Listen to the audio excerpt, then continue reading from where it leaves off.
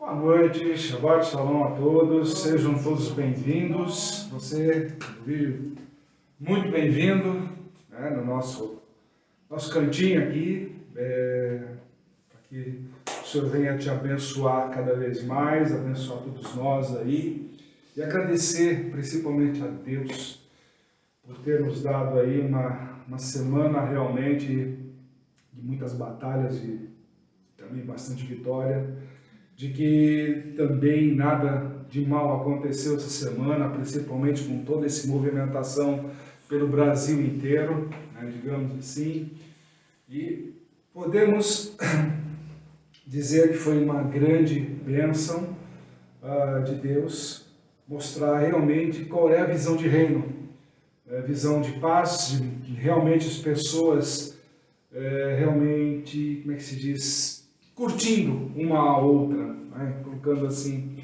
ter o prazer de cumprimentar pessoas na rua em prol da mesma causa, do mesmo sentimento de ver bem ao próximo. Aí não temos ali dissensões de quem é pobre, de quem é rico, de quem tem mais e quem tem menos. Não é esse o objetivo, não é isso. Situações passam pela vida da gente. Uma hora você está pobre, outra hora você está esbanjando. São ciclos da nossa vida natural. Mas isso não pode permitir que eu desafie e contradiga todos a vontade de estar com o nosso semelhante, de realmente amá-lo. Não importa se ele tem bens, se ele não tem bens, se ele não tem nada, se a camisa dele está suja, se a camisa dele está rasgada, se a camisa dele está novinha, não importa. O que importa é justamente o quê? Irmandade, querer ver bem um do outro. A pobreza, todas as situações de diferença de classes sociais e tudo mais, a gente resolve. Só dá a oportunidade. A partir do momento que nós acabarmos com essas diferenças, porque eu sou pobre, porque eu sou rico, porque é isso, acabarmos com a diferença, está escrito no livro de Provérbios, Deus fez o rico e o pobre. Ok? Partindo desse princípio, não tem discussão. Não há discussão. O que nós temos que fazer é encurtar essas distâncias, não exacerbá-la mais ainda, porque eu sou pobre, porque eu sou rico, puxar para os extremos. Pelo contrário, os dois têm que converger para um encontro no meio do caminho. Nem tão pobre e não tão rico. Se encontrar nesse caminho. Entender as necessidades tanto de um como do outro. Mas eu sou pobre e tenho mais necessidade. Mentira. Mentira. Tem muito rico por aí que nem todo o dinheiro do mundo dele consegue lhe dar paz. Não consegue dar paz para ele. A paz, se ele fala que está em paz, é mentira. Porque se ele tem que pagar pela paz, pagar para ter um segurança na porta, né? Digamos assim, pessoas armadas para defendê-lo, onde está a paz nisso? Quem disse que você está em paz? Você só tem dinheiro para pagar, mas em paz você não vive. Imagine, por exemplo, eu tenho meus seguranças lá fora, então eu posso agora dormir, porque eu tenho alguém vigiando lá. Não, quem vigia teu sono é Deus. Não é o rapaz que está lá fora. Quem disse que ele está 24 horas ligado lá fora, ou durante teu sono esteja um grupo ali vigiando? Basta um vacilo. Um único vacilo. Você pode colocar o exército se você quiser lá. Basta um único vacilo. E a tua paz vai embora. E o pobre? Não, as minhas necessidades, isso e aquilo. Não exacerbe a tua necessidade. Tu está tendo mais fome do que a capacidade que tem de comer. Se nós caminharmos, saindo da pobreza em direção à riqueza e a riqueza em direção à pobreza, o meio de caminho é que ninguém passa fome. Porque o rico, sabendo das suas necessidades, ele vai cobrir. Mas o pobre vai dar ao rico o quê? Paz. Ensinar ele a ter paz. São exemplos simples que a própria palavra do Senhor nos ensina e nos carrega. E nós que andamos por aí, pelos caminhos da vida, em todos os lugares, temos autoridade para poder dizer isso aí, de peito aberto. E justamente quando se encontra o rico e pobre, estejam dispostos a destruir essas diferenças, se encontra um meio onde os dois saem ganhando. Pensem bem da próxima vez aí, quando começarem a exacerbar, porque aquele candidato fala dos pobres, aquele lá só vê dos ricos. Não cai nessa conversa política, porque quem fala isso é filho do inimigo, porque ele quer as pontas. Ele quer as pontas, ele quer o povo dividido. Esse tipo de situação de é o mais pobre, porque ninguém olha pelo pobre, ninguém isso aqui, ou porque o cara é rico, porque é isso, porque é aquilo. Isso daí é o inimigo falando que ele quer divisão. E reino dividido não prospera. Olha o exemplo que nós tivemos essa semana. O grande ensinamento bíblico. Não importou. Se tinha desempregado, se tinha empregado, se tinha empresário. Não importou nada disso. Todos estavam no mesmo propósito. Todos, sem exceção. Todos os testemunhos que nós colhemos, seja de pessoas com quem nós conversamos, que participaram dos eventos, seja no meio jornalístico, na própria mídia, todos, sem exceção, foram unânimes em dizer: houve paz. É isso que é o reino de Deus. Não há diferenças, e sim irmandade. Esse é o reino de Deus, que nós cansamos de pregar para que todos entendam. Foi uma batalha? Sim. Muitos grupos ficaram aí, às vezes ficaram quase que um ano fazendo aí, todo do 7 de setembro do ano passado até 7 de setembro. Teve gente que fez vigílias aí nos últimos meses aí, 30 dias, 20 dias de jejum, um monte de coisas andaram fazendo. As pessoas foram, Deus ouviu, está aí a resposta. Pessoas orando, chamando a Deus, clamando a Deus. Isso é testemunho. Isso é verdadeiro testemunho de Deus. Então, da próxima vez, não dê risada quando alguém quiser te abençoar. Não dê risada que é uma placa de uma igreja com uma Bíblia debaixo do braço, ou uma placa qualquer. Não dê risada. Aceite, mas de coração. Aceite se arrependendo. Não vá numa igreja simplesmente para orarem por você e você vira as costas lá fora e acabou. Eu estou abençoado e cai nisso.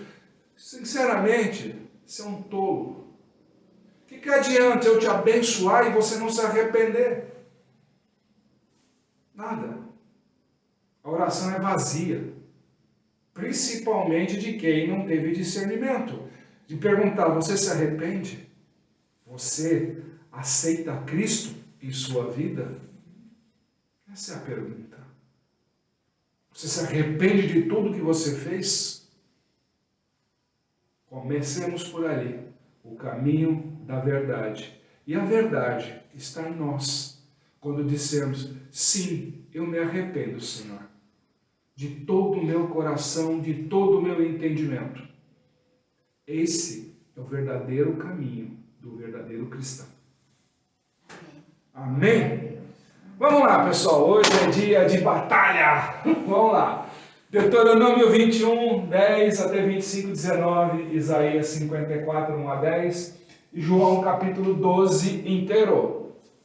Quite-se quando sair para a guerra. Tudo a calhar. Não é nada coincidência. Não é coincidência. Para Deus não existe coincidência. Ele monta tudo como deve ser. E nos trouxe justamente quando você sair para a guerra. Ah, mas a guerra acabou? Não. Continua. Ela porque acabou no 7 de setembro, os manifestos e tudo mais. Mentira. Quem disse? No dia seguinte não estavam lá em Brasília fazendo um cerimonial oculto lá, cheio de ritualísticas lá, aquela coisa toda, entendeu? No secreto. Por que você acha que Deus separou o presidente para que ele não se envolvesse naquelas ritualísticas misteriosas lá no Congresso? Nós sabemos o que está acontecendo lá no Congresso. Quem é que está reinando por lá? Mas já está amarrado em nome de Jesus, já está totalmente destruído todo esse império dele durante esses anos todos aí. Que Deus tenha misericórdia dos participantes daquela situação vexatória que eles fizeram. Vexatória. Amém, pessoal? Amém. Vamos lá. Então, o que é essa batalha? Essa batalha é realmente uma batalha espiritual. O que nós estamos falando aqui? Mas e a física? Também. Nós vamos começar a ver aqui, logo de cara, uma das coisas mais estranhas da Bíblia inteira. Se eu vou para a guerra, eu encontro uma mulher, acho ela interessante, bonitinha, ajeitada, aquela coisa toda. Tá legal, a Bíblia não me orienta. Leva ela para sua casa, raspa o cabelo dela todinho. A mulher careca não é uma coisa agradável de se ver. Sem maquiagem, sem aquela roupa bonitinha, vestida de saco durante um mês, dentro da sua casa, chorando pela morte dos pais, deixando as unhas crescer, ou seja, sem qualquer tipo de beleza externa sendo cultuada. Você já imaginou esse tipo de situação? Deixar de ir, hoje em dia, né, no manicure, no cabeleireiro, uma semana. As mulheres hoje em dia já têm um troço. Imagina um mês. Imagina um mês ainda de cabeça raspada. E de vestido de saco ainda por cima. Não pode nem botar uma roupinha melhor, pelo menos para disfarçar. Não pode. O cara tem que te ver desse jeito. Vamos falar sério. É de desanimar qualquer um. Fala sério, vai. Vamos lá, pessoal. É de desanimar. Qualquer pessoa mal arrumada já causa realmente uma certa resistência, digamos assim.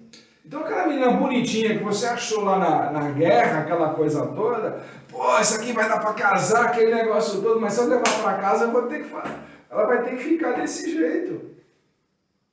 Olha só que interessante a proposta da Bíblia. Não põe numa guerra. Se eu for para a guerra como espólio, eu posso ganhar minha esposa. Olha o ensinamento forte que nós temos ali. Eu estou indo para uma guerra contra o meu inimigo. Eu vou destruí-lo fisicamente. Ok? Com orientação espiritual. E no meio dessa destruição, eu posso encontrar a minha esposa.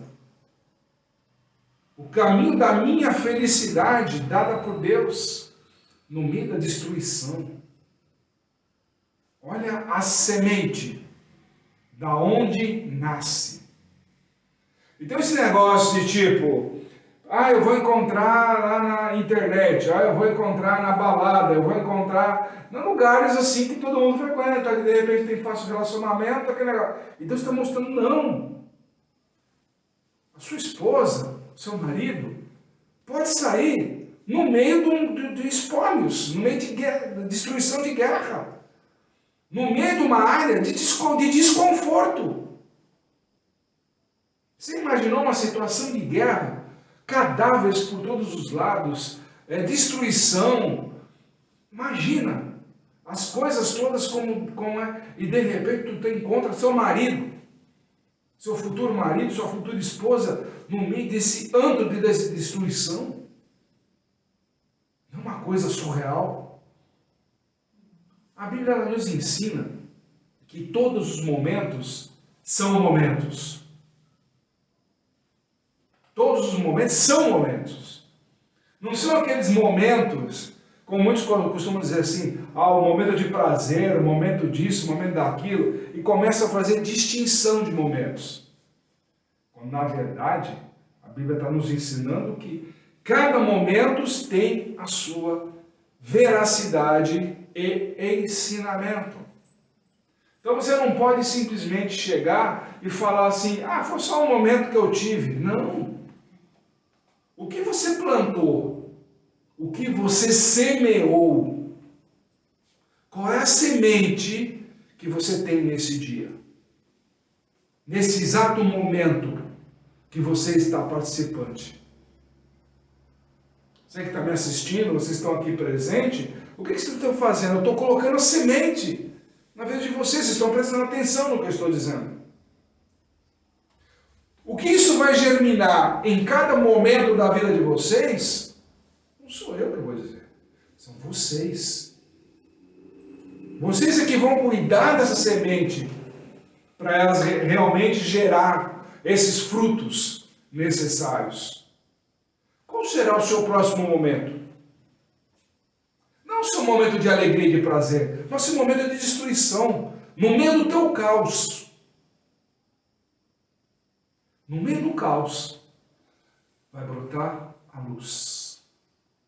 Essa é a semente que está sendo plantada hoje. Não foi assim quando Deus criou o mundo? No meio do caos ele falou, haja luz. É a mesma coisa hoje aí com você. O seu momento, mesmo que seja de caos, haja luz. Mas que luz é essa que você precisa nesse teu momento de caos? Nós falamos agora há pouco em distâncias entre pobreza e riqueza. E há interesse de manter essa divisão e não de fazer a conversão dos dois. Isso não é um caos? O que você tem contribuído para acabar com esse caos? Eu ajudo com uma cesta básica, eu ajudo, vou lá dar sopa na madrugada, eu vou lá e oro pelas pessoas, eu não faço nada. Bom, temos que sair dessa situação comum e ser mais participativos e falar com que tipo, ei pobre, ei rico, se unam. Vocês estão tão fortes, se Deus mesmo admite, eu fiz rico e pobre, não é para que haja separação, pelo contrário, é para que vocês se unam, porque nos dois se unindo, há uma grande força, tão grande, mas tão grande, que pode mudar todo o rumo de todo o planeta. Mas eu sou a majestade, eu sou o fulano de tal. Quando morrer vai feder igual a pobre, até mais. Mas eu sou pobre, mesma coisa, filho, quando morrer vai ser do mesmo jeito. Vai ser da mesma forma. Então, investir em riqueza é estupidez. Do mesmo jeito que investir em pobreza é mais estúpido ainda. Quando se divide em investir em que os dois se convertessem. O que é isso? Uma guerra. É uma guerra que o mundo até hoje não soube equacionar. Exacerba os extremos, pobre e rico, mas não sabe fazer com que eles se converjam. Quer ver um exemplo? Simples. João. Exemplo simples. Para você ver o tamanho da estupidez do mundo. E não é de hoje. Tamanho da estupidez. Vamos lá. Nós tivemos lá o encontro do Senhor, já falamos semana passada, do Eleazar, né, o Lázaro para alguns, né, quando ele vem à vida novamente, aquela coisa toda, então eles estão lá reunidos na casa do Lázaro. Ok? Que ótimo, estão lá a Marta e a Miriam, as duas irmãs.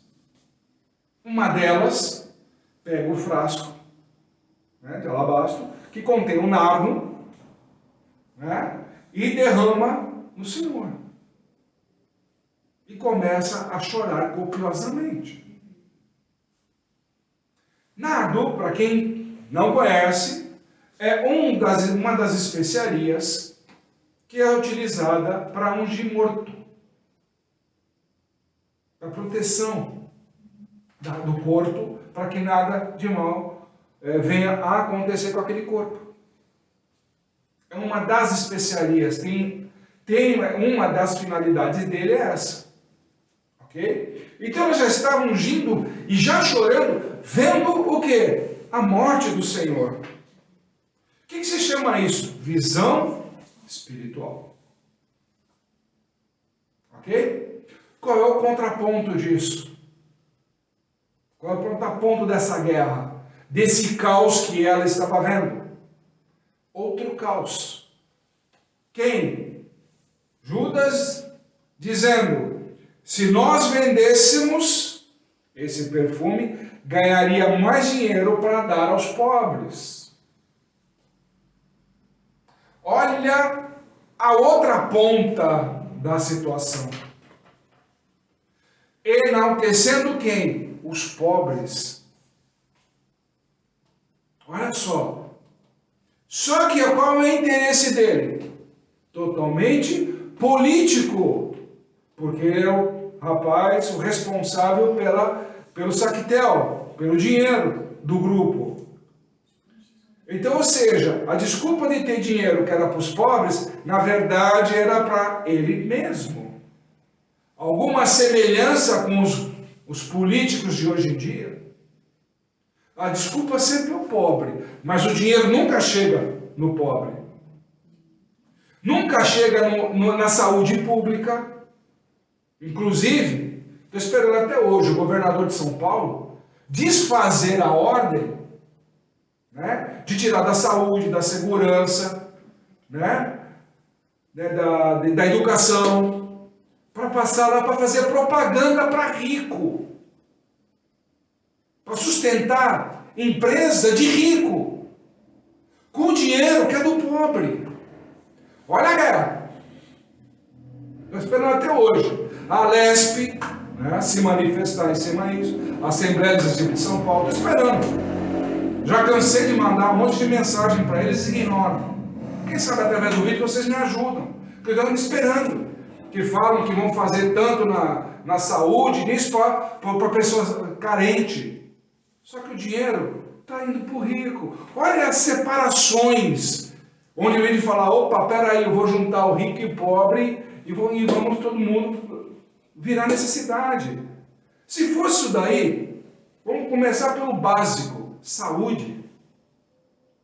Saúde é uma guerra. Eu não sei se vocês tiveram a oportunidade de ser tratado não pelo plano de saúde, mas pelo SUS, vai? Pelo público, hospital público. Cara, desculpa. Você chora.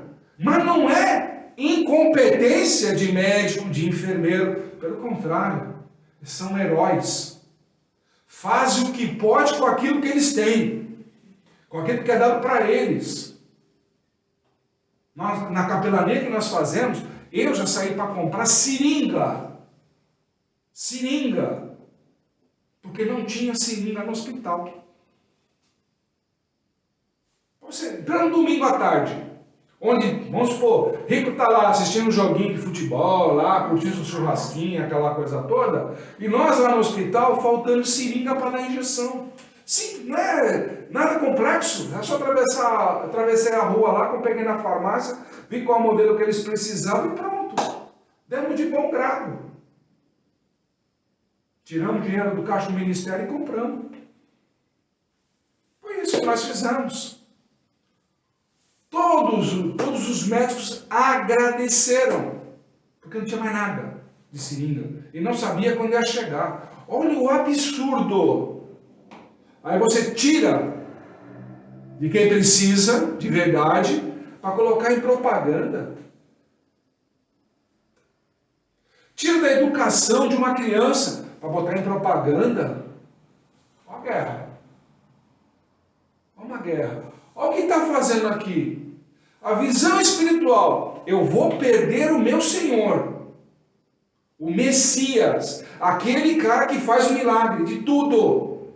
Eu estou para ser cumprida a profecia na vida dele. Eu já estou vendo isso. E o outro preocupado em pegar o dinheiro que seria destinado para o pobre, mas é para ficar com ele mesmo.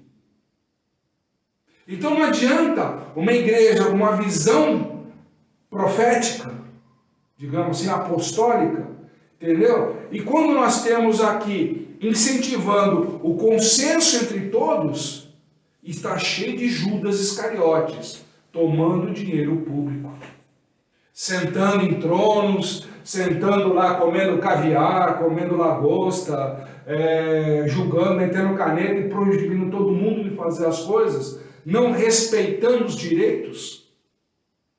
E as pessoas caladas, por quê?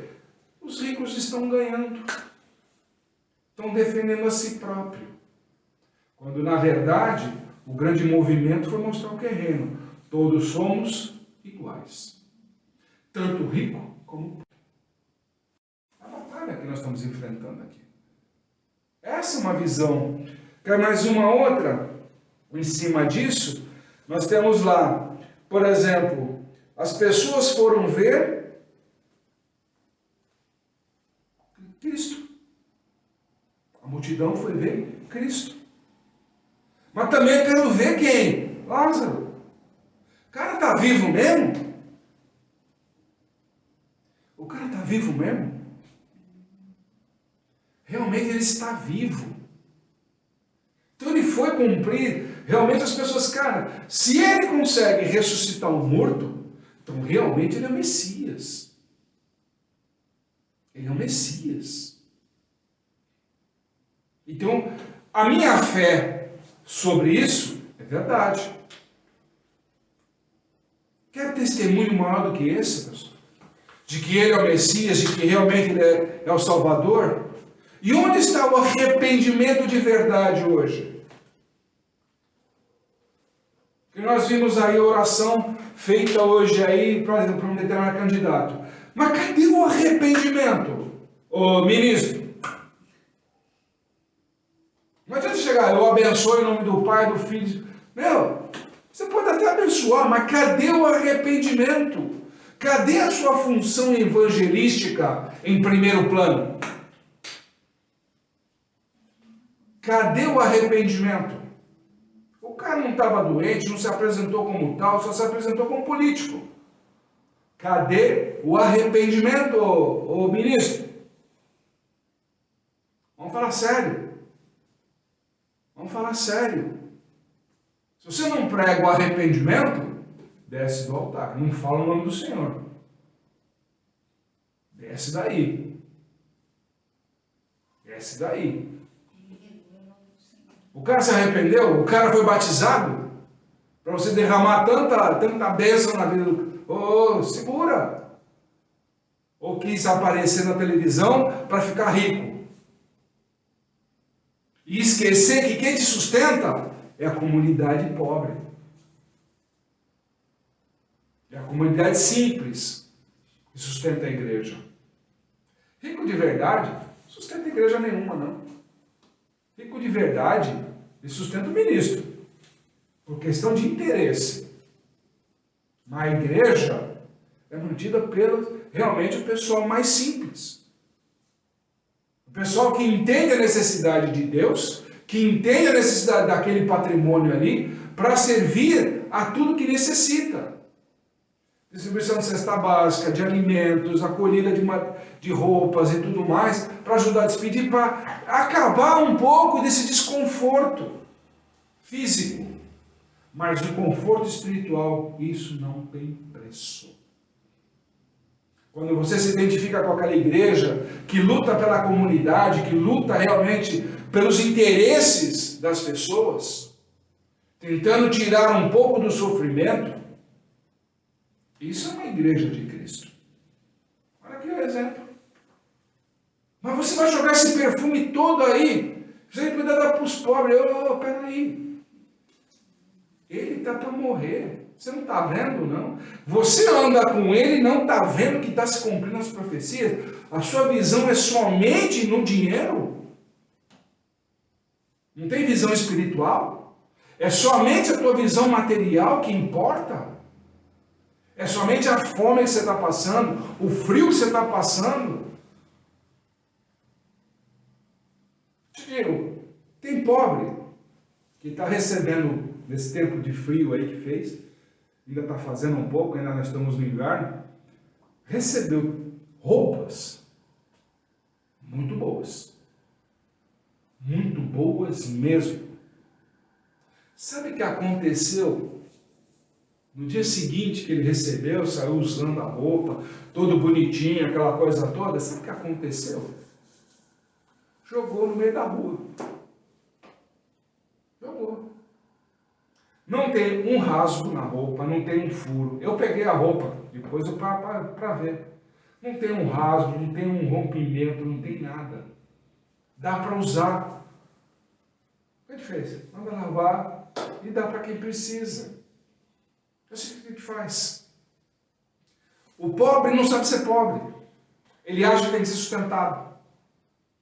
O rico acha que doando qualquer coisa já alega o pobre. Se não vem do coração, é que nem dízimos e ofertas. Se o pobre também não recebe com o coração, é que nem dízimo e ofertas. Então não há conexão. Precisa-se haver uma convergência, parar com as dissensões. Isso é uma guerra, entendeu? Então nós temos aqui situações que nós precisamos entender e começar a compreender que está na hora da gente começar a mudar nosso posicionamento. Por exemplo, aqui, para quem quer saber onde está no livro de Provérbio, Deus criou o rico e o pobre, Provérbio 22, 2, tá? Não é campanha não, tá? Mas é 22, versículo 2, para você não esquecer nunca mais.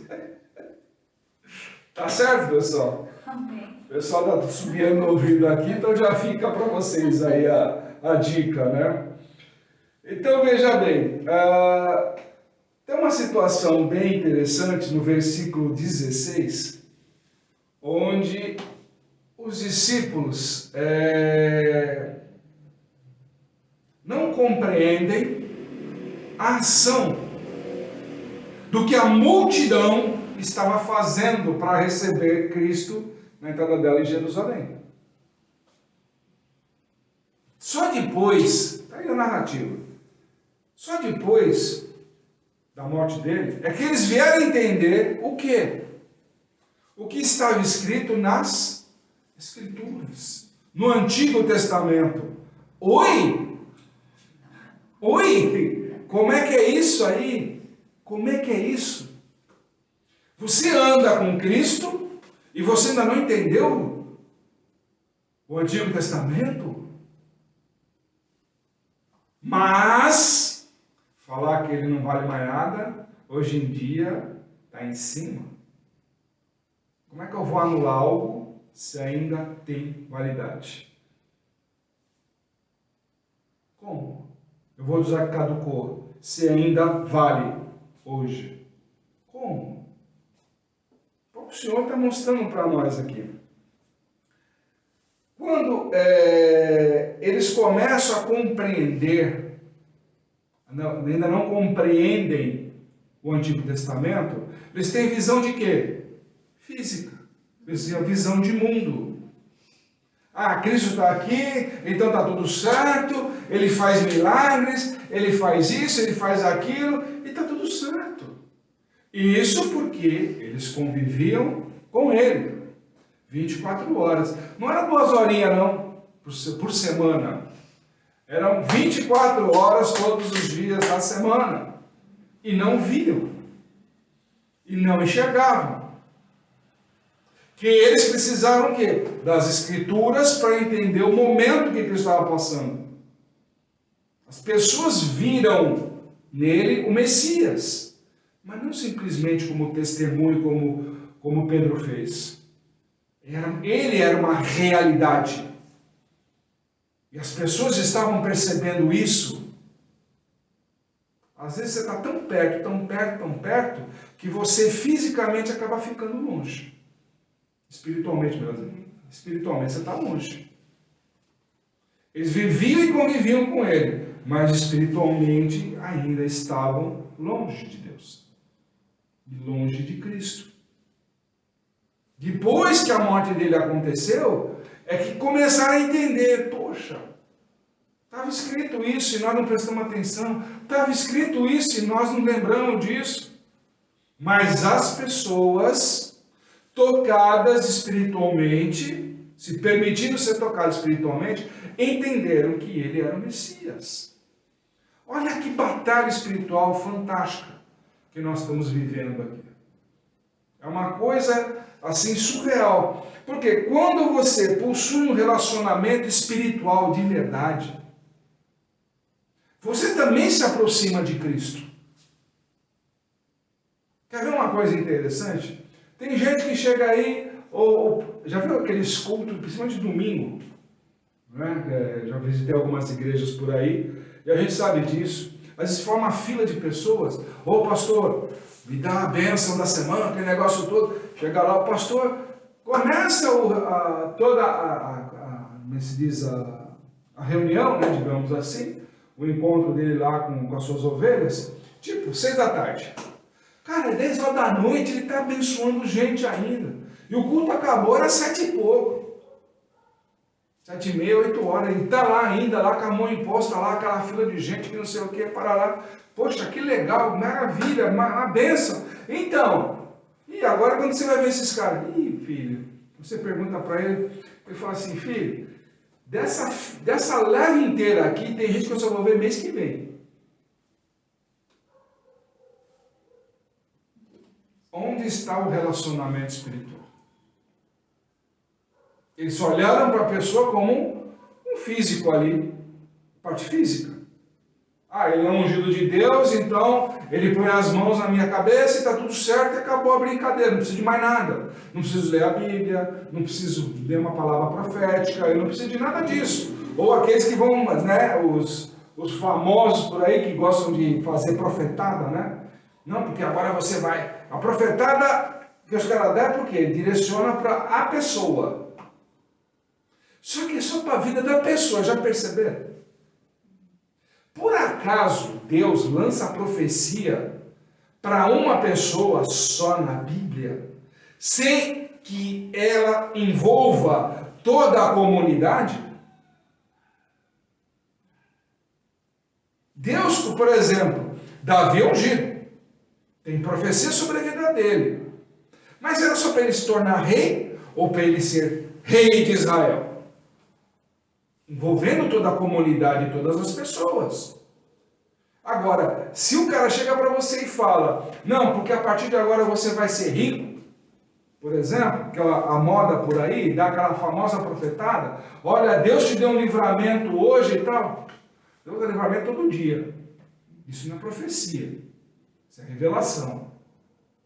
Se as pessoas não sabem uma coisa da outra, está na hora de começar a buscar mais Cristo. E Cristo nos ensina isso. Então chega aquele cara que fala alguma coisa para você, profetando sobre a tua vida, e fala assim, tá, e a pergunta simples é, o que mudando na minha vida através dessa profecia, eu vou ajudar a minha congregação? Aí lá vem aquela desculpa. Não, porque você vai ser ministro, porque você vai ter uma viagem. Não, querido, eu quero saber, para o reino de Deus, dentro da sua profecia, onde eu sou inserido. Se eu vou ser rico ou vou ser pobre, eu sou filho de um Deus rico. Então eu já sou rico, já tenho herança. Agora eu quero saber, que isso me insere dentro de um contexto de reino. Pegou a visão, pessoal? As pessoas não têm visão de reino. Eu vou ser rico dentro do reino, o seu reino já é rico. Não casa a informação. Não casa a informação. E aí que a gente tem que pegar o livro de Efésios.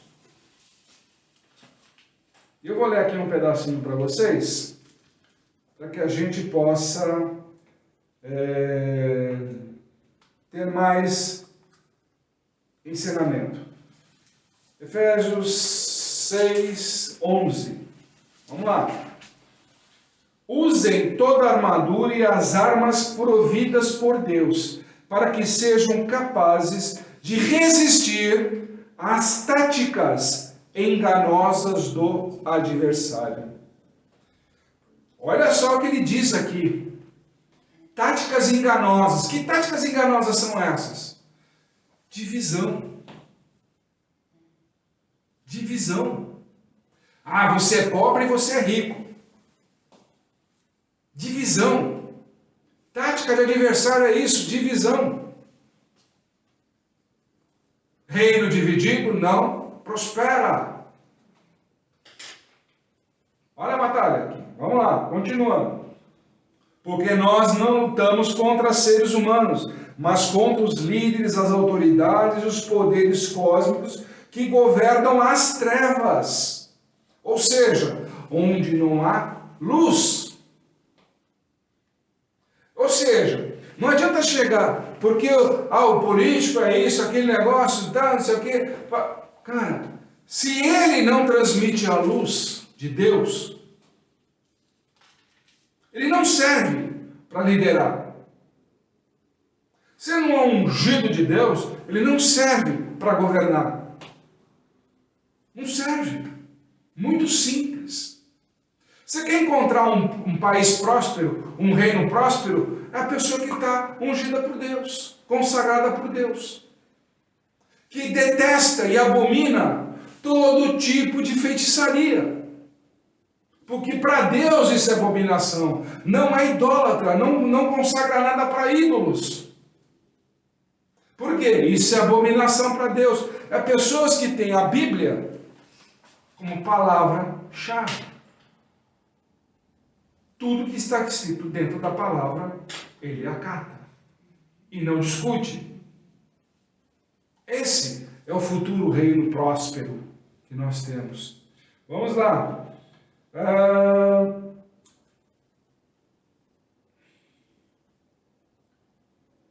Por isso, usem todas as peças do equipamento de guerra concedido por Deus, para que, quando o dia mau vier, vocês sejam capazes de resistir a ele. E quando a batalha for vencida, permaneçam em pé. O dia mau já veio? Não. Então eu posso relaxar? Não.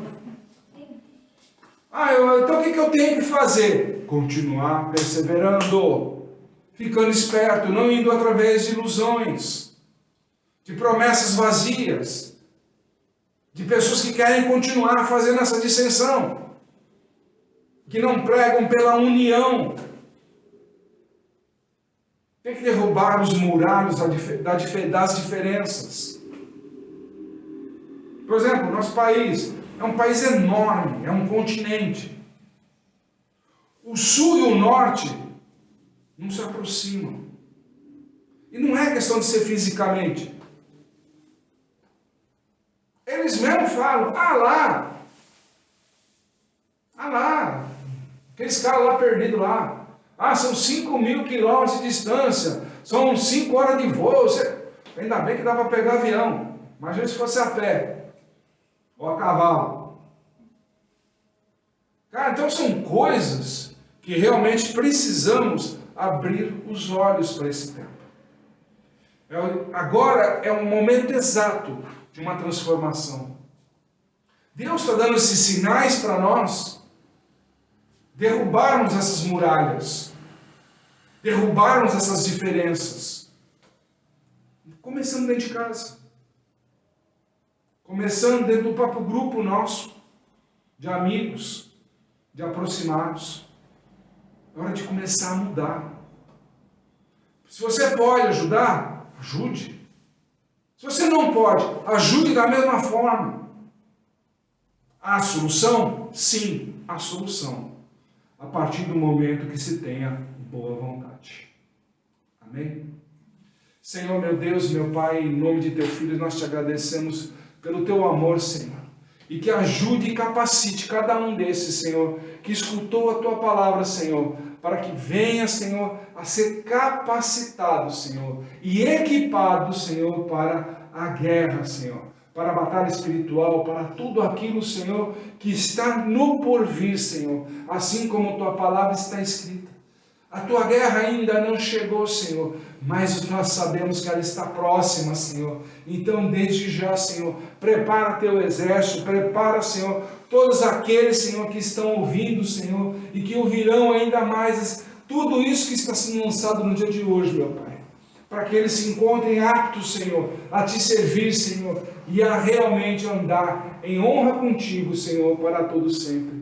Liberta o Senhor nesse exato momento. Renova a esperança, Senhor. Renova, Senhor, a fé, Senhor, de cada um, Senhor.